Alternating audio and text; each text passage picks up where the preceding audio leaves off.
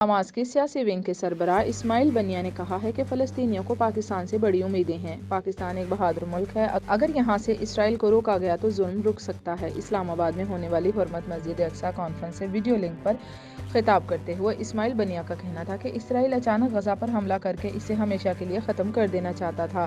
ہم نے اسرائیل کے حملے سے قبل اپنے دفاع میں اسرائیل پر حملہ کیا۔ اسماعیل بنیا کا کہنا تھا کہ اسرائیل غزہ اور بیت المقدس پر ہمیشہ کے لیے قبضہ کر لینا چاہتا تھا۔ دوسری طرف مسلمان ممالک سے اسرائیل کو تسلیم کرانے کا پلان چل رہا تھا۔ اوسلو معاہدے پر عمل درآمد نہیں ہوا، ہمارے مزید علاقوں پر قبضے ہوئے ہیں۔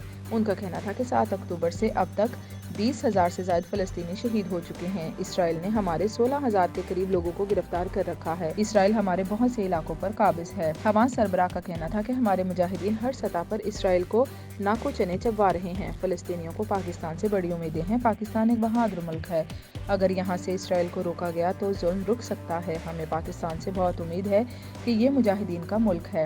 انہوں نے مزید کہا کہ اسرائیل کا ساتھ امریکہ اور دیگر ممالک دے رہے ہیں۔ ہمیں امید ہے کہ اسرائیل پسپا ہوگا اور حق کی فتح ہوگی۔